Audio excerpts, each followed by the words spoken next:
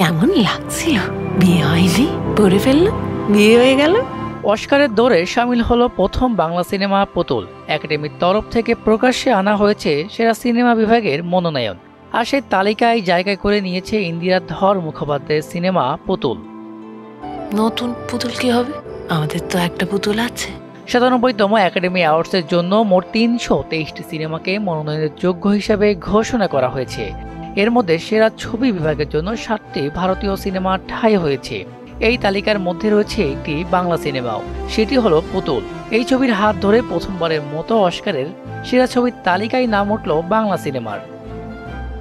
তার কোনো খেয়াল কেউ রাখে না। গত ডিসেম্বরে প্রেক্ষাগৃহে মুক্তি পায় পুতুল। সিনেমায় অভিনয় করেছেন তনুশ্রী শঙ্কর, মমতা সরকার, ভেনেসার মতো তারকারা। এই ছবির গান ইতিময়ের জন্য অস্কারের দৌড়ে পৌঁছেছিলেন গায়িকা ইমন চক্রবর্তীও, কিন্তু প্রতিযোগিতায় ছিটকে যায় গানটি। এবার পুতুলের এই সাফল্যে আশাবাদী পরিচালক।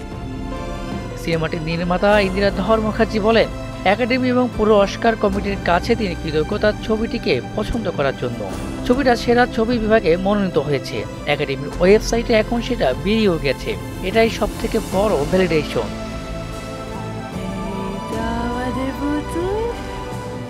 পুতুল দিয়ে যাত্রা শুরু হলেও আগামীতে বিশ্ব মঞ্চে বাংলা সিনেমারও এগিয়ে যাবে এমনটাই প্রত্যাশা নির্মাতার। আমাকে না সবাই খুব বোকা ভাবে আমি কিছু বুঝি না। মিসবাহ রহমান, মোহনা ডিজিটাল।